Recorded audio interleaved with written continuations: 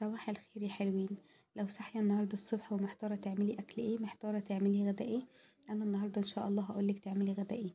لو عندك ربع كيلو لحمة في الفريزر وعندك كيلو من الدقيق، هنعمل النهاردة إن شاء الله مع بعض حواوشي من كتر طعامته. مفيش نص من القصص اللي احنا عاملينها دي هيبات لتاني يوم. طعمه بجد في منتهى الجمال. يلا بينا. الأول معاكم ريهام من قناة آخر طعامة، عندي صفحة على الفيسبوك وعندي قناة على اليوتيوب. ما تنسوش متابعتنا يا غزلات علشان يوصلكم كل جديدنا.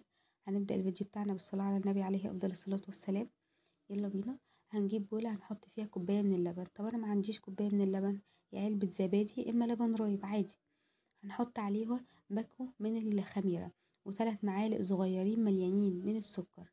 وبعد كده هنجيب ربع كوباية من الزيت إلا 3 معالق. ال3 معالق دول هنستخدمهم في نص العجينة. هنحط كل ده مع بعض وهنقلبه كويس جدا. بعد ما قلبناه هنسيبه كده على جنب. وهنجيب الدقيق بتاعنا، كيلو من الدقيق أو 6 كوبايات من الدقيق. هنحط عليهم معلقة صغيرة مليانة من الملح. هنقلب الدقيق والملح كويس جدا مع بعض لحد ما الدقيق كله يختلط مع الملح. وبعد كده هننزل عليه بالسوائل بتاعتنا اللي هي ايه، اللي هي اللبن والخميرة والسكر وربع كوباية الزيت إلا ال3 معالق. هنقلب كل ده مع بعض كويس. طبعا العجينة بتاعتنا هتحتاج مواد سايلة تاني. طب احنا هنعجن بايه؟ هندفي مية زي دمع العين كده، التدفية بسيطة خالص، يعني ما تسخنيهاش جامد عشان ما تموتش معانا الخميرة.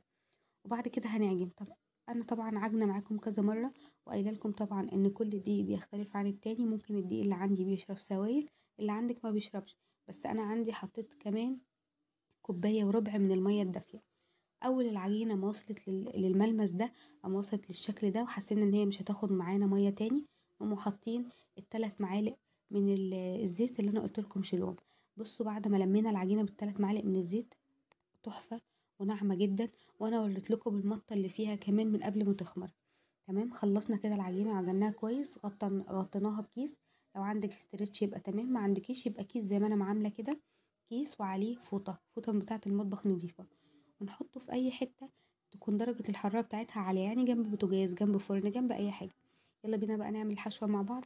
انا جبت نص كيلو من اللحمه، طبعا لو عندك ربع كيلو عادي جدا، بس اهم حاجه ان اللحمه بتاعتنا يكون فيها نسبه دهون حلوه، لان الحواوشي بيحب نسبه الدهون كده زي الكفته بالظبط.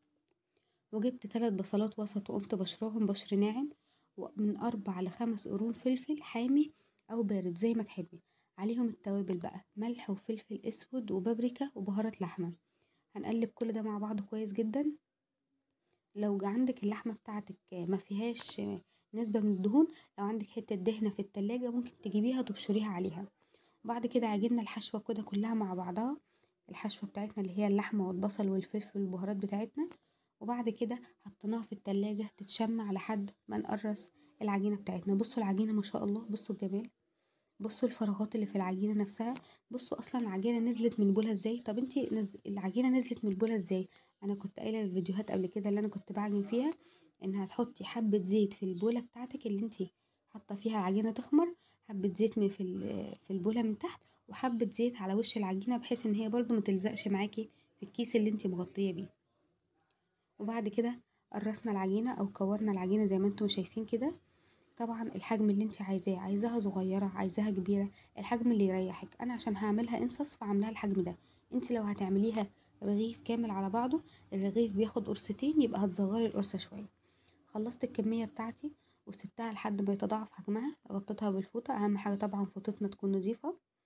وبعد كده هاخد القرصة وهفرش كده، يعني رشة كده بسيطة من الدقيق هفرد عليها. قولولي بقى يا حلوين، انتوا بتتابعوني منين او بتشوفوني منين؟ انا معاكم ريهام من مصر، او بالظبط من اسكندرية. فردتها بقى زي ما انتوا شايفين كده.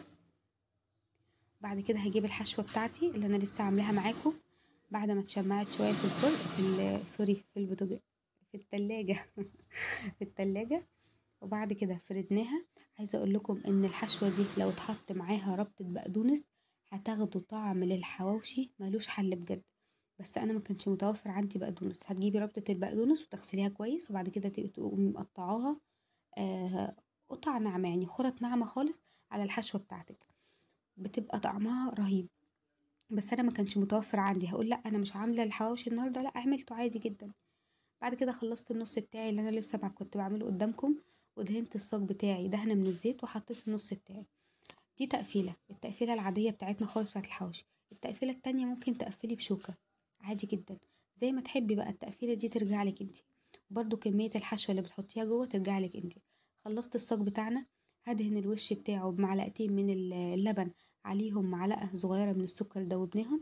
هدهن كله، وبعد كده هحط في درجه حراره اعلى درجه حراره عندك في الفرن، على الرف اللي تحت خالص، هياخد لون من تحت، وبعد كده هنولع له الشوايه ياخد لون من فوق. وبألف هنا وشفا. جربوه وان شاء الله هيعجبكم، لان بجد طعمه رهيب.